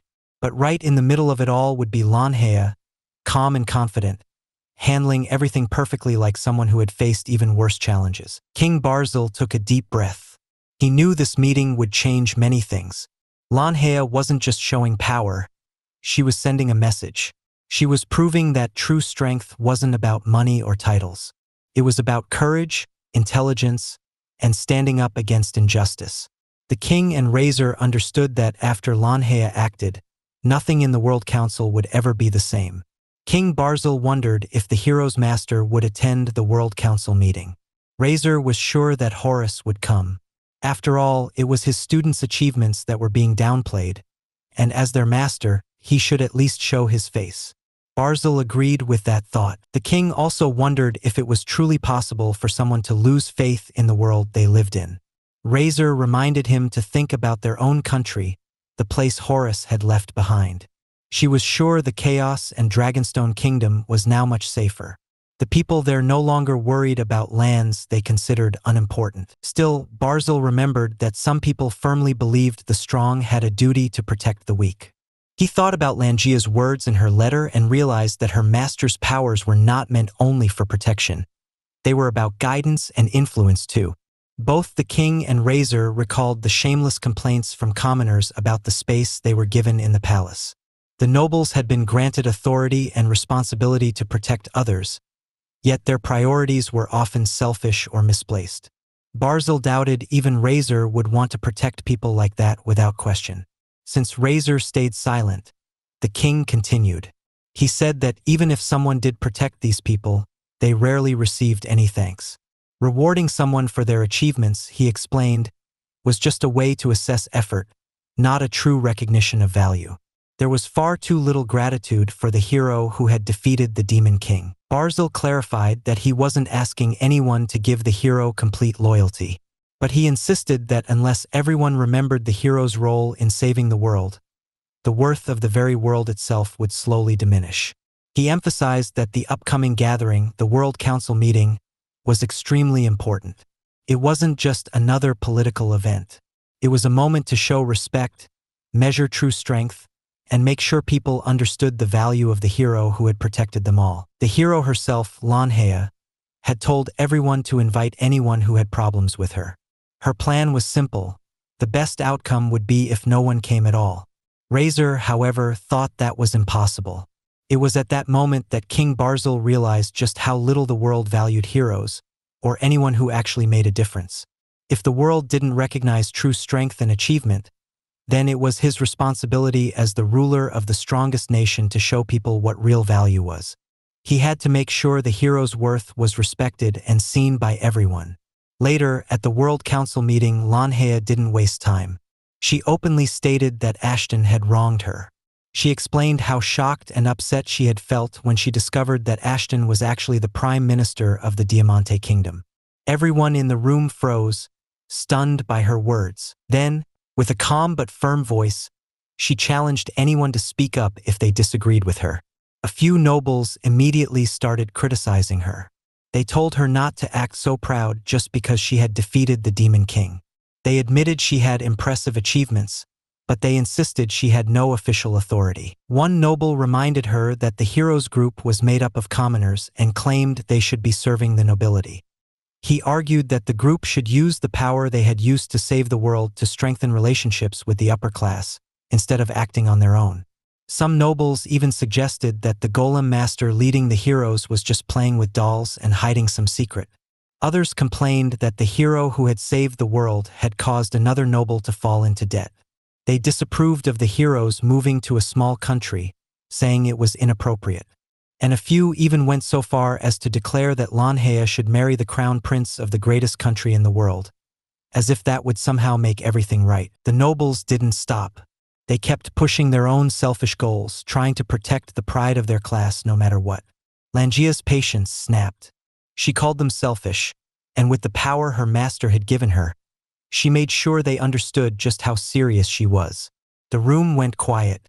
She was furious, not just because they insulted the country she lived in by calling it a land of slaves, but also because they had dared to invade her mansion and threaten the girls in her group. She had hoped for a fair and strong rebuttal from the council, something to address the wrongs done to her and her people. But the answer she got was disappointing. No apology, no recognition, nothing. She stood tall and declared that the power her master had entrusted to her had saved the world by defeating the Demon King. Then she pointed a sharp question at the nobles. Had they done anything to help? Her answer left no doubt. They had done nothing at all. Lanhea argued that those who achieved great deeds had the right to stand against those who had done nothing. It was one thing for nobles to observe, learn, and keep their distance. But it was completely unacceptable for them to try to control her and force her group into becoming their property. She called all those of noble blood ignorant and insisted that their harmful influence needed to end. Just then, someone spoke, telling her to keep believing in the world for a little longer. Lanhea, annoyed, demanded to know who had said it. King Barzil stepped forward. He reminded her that it had been a long time since the ceremony, and perhaps it was worth listening. Lanhea, unimpressed, shot back that the council meeting for the rulers would take place later. Right now, Barzil had no reason to speak to her. This had nothing to do with him. King Barzil spoke up, asking Lanhea not to misunderstand him. He explained that he had also come to the meeting with a complaint of his own. He said it had been a missed opportunity for the hero to invite only those who had problems with her. He made it clear he wasn't there to agree with the noble's complaints, but to share his own thoughts and perspective. Lanhea looked at him, silent for a moment, and then told him to go ahead and speak. The king began talking about Hero Lanhea, the members of the Ruster Report, and their mentor Horus, who had guided them all. He thanked them sincerely for defeating the Demon King and saving the world. The sight of a world leader bowing before a teenage girl stunned everyone in the room. Even Lanhea herself couldn't hide her surprise. Barzil continued bowing as he spoke, reminding everyone about the rewards the World Council had already given to the hero community for their heroic efforts. But then he added that something important had been forgotten. Lanhea, quick to understand, guessed it was gratitude. Barzil nodded. The tense atmosphere in the room began to fade, and the other council members finally relaxed and could move again. Lanhea spoke, saying that she wasn't petty enough to refuse acknowledging someone else's personal growth. But she still wanted to know why he was only thanking them now, after so much time had passed. Barzil admitted she had every right to ask that question. He explained that he knew how people had looked down on the title of hero, how much disrespect they had shown, and how easy it would have been for Lanhea to lose faith in the world, even though she had saved it. He wanted to show her that there was still a reason to believe. Then he paused and said that the pressure Lanhea had used before, the same power she had displayed to control the room, was truly fearsome. To demonstrate, he focused and released the same kind of pressure, asking her if it felt the same. Everyone in the room, except for Lanhea, was forced to the ground again under the king's pressure. It was overwhelming, but with a single swing of her arm, Lanhea easily canceled it out, showing just how strong she was. Barzil laughed, admitting that he had thought he could win by using the pressure without proper training. Still, he couldn't believe how quickly he had been defeated. He even felt a little disappointed in himself. Lanhea glanced around and remarked that Barzil wasn't the type to act this way. The king explained that his country had many undeniable truths and pressures that had forced him to act differently from his usual self. He said he had wanted to meet the master named Horus because he had something to apologize for. At that moment, Horus appeared. He explained that he had no choice but to show himself since his name had been mentioned. For King Barzil, this was the first time meeting Horus in person, even though Horus had once served under him. Barzil started by apologizing for making Horus work in the castle for so long without giving him anything in return. Horus looked at the king for a moment, then told him to raise his head. He explained that the antenna he had received from the kingdom was more than enough as a reward. He liked it so much that it made all the years he had worked for the Diamond Kingdom feel completely worth it. Barzil nodded and said there was no longer any debt between them. Since Horus preferred to stay in the Dragonstone Kingdom rather than return to his own, the king had no problem with it. Then he asked if that answer satisfied Horus. Horus admitted that he had actually expected the king to ask him to return to the castle, so this outcome was better than he thought. Barzil explained that he had already given up on asking Horus to return to the castle. Instead, he promised to make his kingdom stronger through his own efforts, relying on his leadership rather than trying to control others. Then, he formally addressed Horus as the hero's master and asked him to show his pressure. He said that actions spoke louder than words and seeing it for himself would make everything easier to understand. Horus realized that the king had read the same book he had, so he agreed. When Horus released his pressure, it hit immediately. The king let out a heavy breath, showing just how intense it was. Barzil had not expected it to feel so strong, and Horus was surprised the king had managed to stay standing at all. The king even admitted he was more surprised than anyone else. Turning to Lanhea, Barzil agreed with her that the world was being run by incompetent and foolish rulers. But he reminded her that the world she had saved still held great possibilities. Even people with strong bloodlines still had the potential to do great things. He asked her to keep her faith in the world, just for a little longer. Lanhea stayed silent for a moment, thinking it over. Then she clapped her hands and admitted that this was her loss. She confessed that she had truly felt like giving up on the world, but the king had proven her wrong. Now she saw a true ruler standing before her. She explained that the title of hero was given to someone after accomplishing great deeds, but a ruler's authority came from their very existence and presence. She promised never to forget the words of gratitude King Barzil had given her for defeating the Demon King. Barzil looked pleased at her response. Then he excused himself, saying he needed to decide which dungeon to throw the arrogant nobles into as punishment. Horus offered to share a list of possible locations, and the king thanked him, asking him to send it to his castle. After the meeting with the hero and the king, the nobles gathered in secret for a private discussion. They were furious and complaining non-stop. One of them couldn't believe it. How could the king treat the hero as his equal while he, a marquis of the same kingdom, was facing punishment? Another shouted that he was a duke from a different kingdom and had done so much for the Diamant Kingdom, yet here he was, facing consequences. Others joined in, insisting that they had all contributed greatly to the kingdom. They argued that the king had lost his way and needed to be guided back onto the right path. One of the nobles even suggested using communication magic. With it, they contacted someone they trusted and ordered the Sky Spirit Dragon to be sent to the capital of the Diamant Kingdom. The summoning stone for the dragon was hidden underground in Ashton's mansion. Their plan was bold. They wanted to summon the beast, take control of the capital, and force the king to see things their way. They didn't care if citizens were harmed. Their goal was more important than the people living there. One noble hesitated, asking nervously if it was really safe. He remembered the small-scale experiment in Kyoto County ordered by the Chaos and Dragonstone Kingdom. It hadn't gone well at all. Another noble waved off the concern, confident this time would be different. They planned to let the dragon use its full strength, and this time they were sure it could not fail. Suddenly, someone shouted in anger, unable to believe what was being planned. He could not accept that these nobles were risking so much, including innocent lives, for their own selfish goals. At the base of the World Council, a guard rushed in and announced something shocking. They had intercepted the nobles' communication magic and declared that everyone involved was now considered an international criminal. The news spread quickly, and soon King Barzil got word of it. He shouted in anger, unable to believe that people kept making such foolish mistakes. Razor tried to calm him down, but Barzil could not understand how Razor could stay so relaxed right after such a serious meeting. The situation involved Guy Gigant, a massive threat.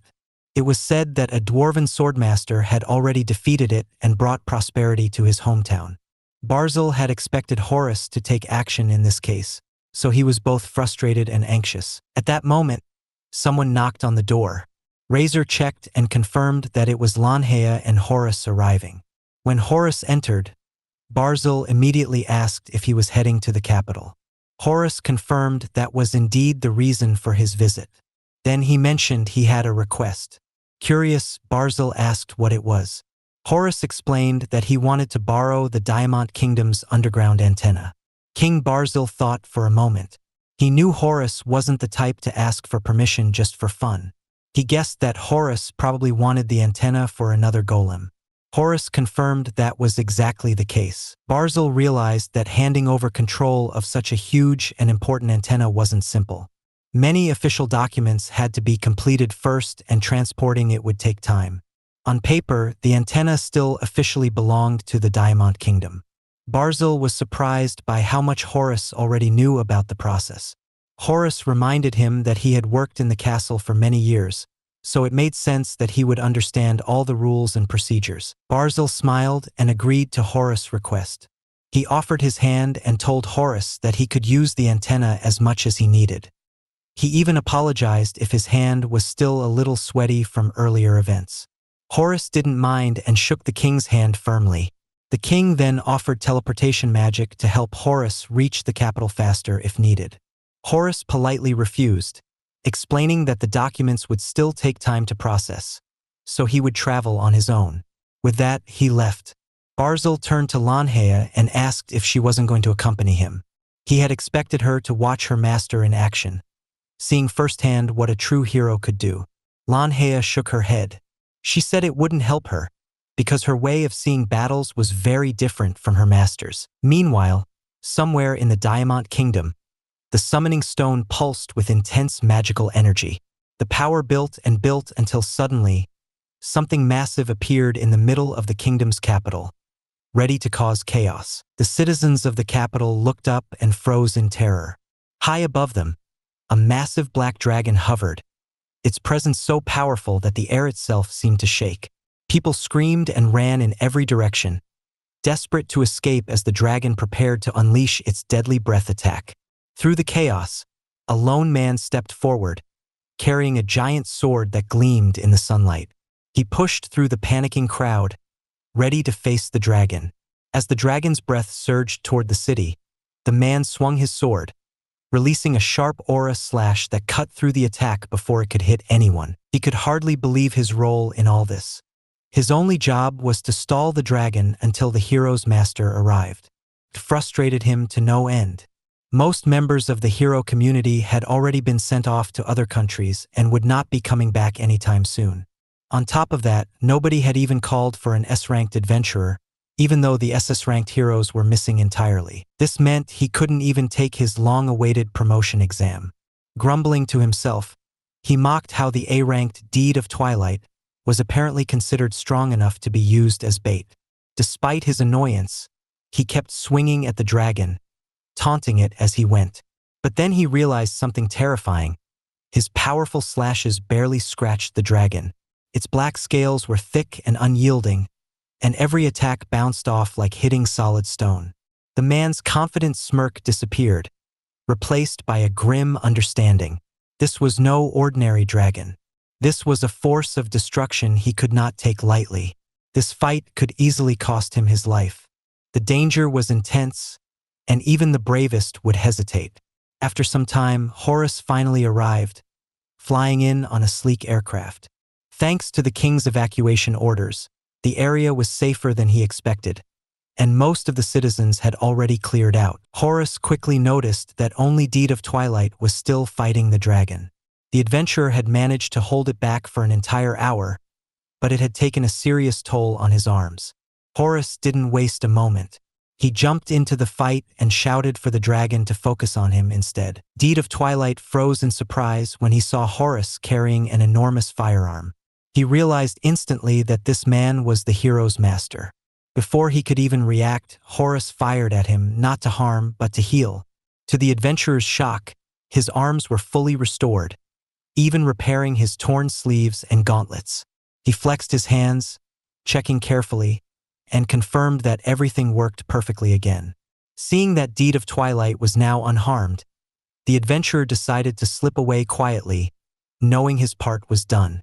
Horus, meanwhile, explained that he had rushed to the capital at full speed and admitted he wasn't entirely feeling well either. Without delay, he stored his aircraft using storage magic and turned his full attention to the massive dragon. He readied the same huge gun and fired at the beast. The dragon barely flinched and charged straight at him, knocking him off balance midair.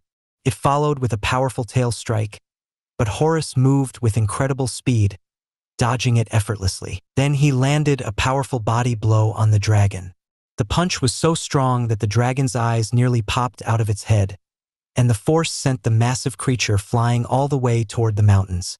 Horus muttered to himself that he had set the bone golem to stable mode. That kept its magic power balanced, but it also lowered its combat strength more than he had expected. To make his gun-type golem stronger, he needed the bone golem inside his body to give him extra power. On top of that, he had to improve its calculation ability, which would decide how well he could control it. For now, keeping it in stable mode was the safest choice. He realized that reading about something and actually using it in battle were two completely different things. Theory was one thing, but the real fight demanded quick thinking and precision. While Horus was deep in thought, the dragon on the ground let out a massive breath attack. Without even moving much, Horus casually blocked it and smirked, saying the dragon was unlucky.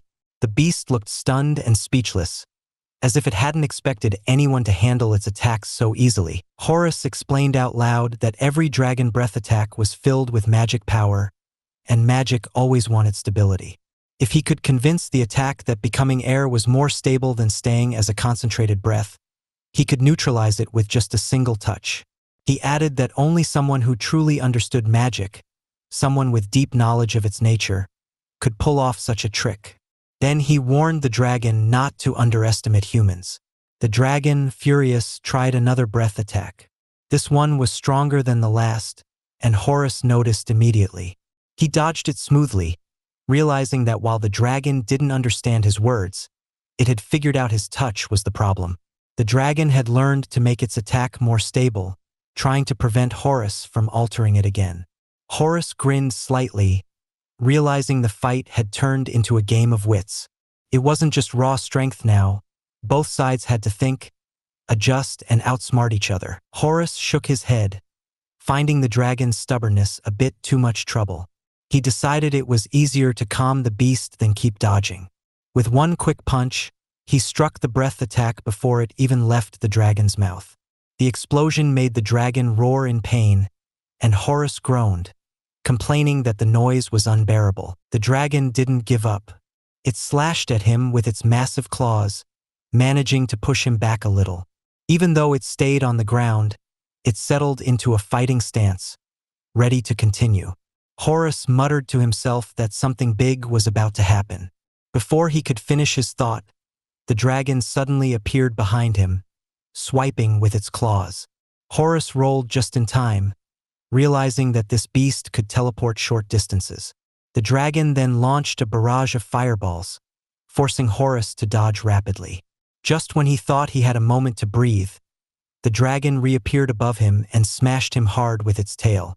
Horus flew through the air, but he quickly conjured a barrier, softening his fall so he could keep fighting. Irritation flickered in his eyes as he watched the dragon turn away, preparing another breath attack aimed straight for the capital.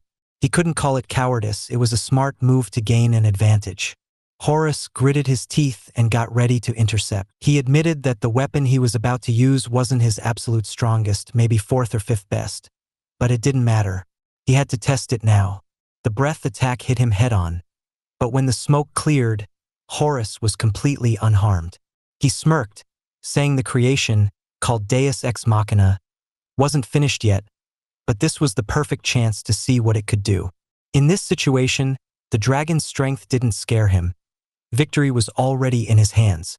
Summoning a gleaming sword, Horus charged at the dragon. The creature lashed its tail at him in a counterattack, but Horus swung cleanly, slicing the tail off. The dragon screamed in pain, leaving a trail of smoke and fire behind as it reeled from the strike. Horus let out a quiet laugh and admitted that he had added the bonus the king had given him, though he didn't expect it to work this well. The bone golem's power relied heavily on calculation ability, so he had to switch his cub's function from expanding range to boosting calculations. That small change made a huge difference in his control over the golem. At that exact moment, the angry dragon appeared behind him, clearly trying to catch him off guard. It spit out a series of fireballs in rapid succession, aiming to overwhelm him. Horus didn't panic. He dropped his sword for a moment and blocked all the attacks with a single punch from his fist. The force of the blow sent shockwaves through the air, and he followed up with a strong, precise punch straight into the dragon. Horus noted that he was still using a prototype, and the magic inside hadn't fully stabilized yet. Even so, the power he unleashed was already close to its maximum. He couldn't say for sure how strong it would become once perfected, but right now it was terrifying. Not wanting to drag out the fight, he summoned his sword again, feeling the familiar weight in his hands. The dragon, refusing to give up, released a final desperate breath of fire. Horus shook his head and said that if their powers had been closer, maybe the outcome would have been different. But in reality, this was all the dragon could manage without proper knowledge or skill. With perfect timing, he swung his sword at the fiery attack. The slash was so powerful that it cut clean through the flames and the dragon itself. It was as if the massive beast was nothing more than soft butter. With a deafening crash, the dragon split in half and collapsed to the ground, leaving a cloud of smoke behind. Horus stood tall, breathing steadily, surveying the battlefield. The fight was over, and victory was absolute. Horus looked around, expecting to see treasure scattered on the ground, gold coins, ingots, maybe some magical items. But there was nothing, just the dust and smoke where the dragon had fallen. Then, a bright pillar of light shot up from the spot, signaling that the fight wasn't over yet. The dragon was still alive, roaring in pain, but barely moving. As the thick clouds of smoke drifted away, Horus finally saw the sky clearly. More dragons had appeared, soaring through the air with terrifying energy. He couldn't believe it, high-ranking dragons were actually using numbers to overwhelm a single human. It was a serious tactic, and it clearly showed they weren't holding back. Since the dragons were putting in effort, Horus decided it was time to answer in kind. With a snap of his fingers, the ground trembled. A powerful cyclone spun up from the earth, twisting the clouds above. From beneath the ground, a massive golem slowly emerged. This was Horus's creation, the Orchestrion, also known as the Barrage Iron Man.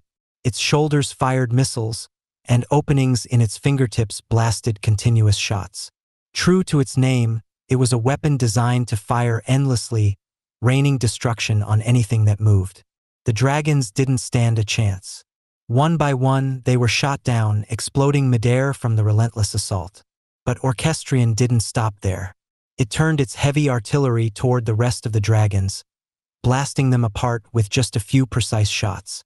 Horus explained to himself that the Orchestrion used magical bullets that never needed reloading and had no recoil.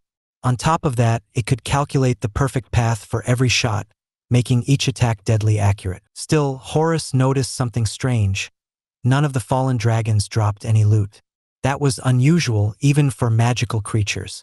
Deciding to change tactics, he ordered the Orchestrion to switch to paralyze mode.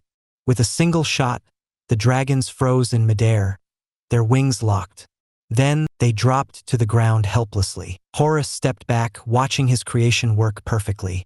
The battlefield was under his control now, and the dragons had learned just how unstoppable he could be. Horus studied the battlefield carefully. He realized why the dragons weren't dropping loot.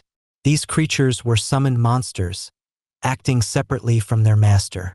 That meant nothing would really change unless he took down the main dragon itself, the real source of the chaos. Suddenly, a huge dragon appeared right in front of him. Its tail whipped forward with deadly force, but Horus stayed calm. He simply stepped to the side, letting the attack miss by inches, and remarked that such strikes were useless against him. The dragon switched tactics, swinging its claws, but Horus dodged every swipe effortlessly. He thought to himself that when a number strategy like this was used, almost all of the main body's energy went into controlling the summoned creatures. They were being directed in real time, which made them fast and dangerous, but also predictable. Soon, Horus noticed no new dragons were appearing. The main dragon had finally reached its limit. But the monster wasn't giving up. It was stopping the summons to pour all its energy into making itself stronger. The dragon roared in frustration, its massive body surging with magic power, and launched a furious claw attack. Horus calmly grabbed the claws in midair and held them with ease, then shoved the beast back with a single powerful push. The dragon realized it couldn't win and tried to escape, but Horus wasn't about to let it go. He didn't hate the dragon, but he knew he could use it to reach his goal. As the dragon made one last desperate attempt, releasing a huge, fiery breath attack, Horus met it head-on. He swung his sword, piercing straight through the dragon's body. The attack cut completely through, and the creature vanished from the sky in an instant. The adventurer who had been watching from below could hardly believe what he had just seen. Even after witnessing it with his own eyes, it was hard to accept that Horus had defeated the massive dragon all by himself. The iron golems had already been impressive, but the amount of magic Horus had used was on a completely different level. In that moment, the adventurer finally understood and fully acknowledged Horus as the true master of the hero.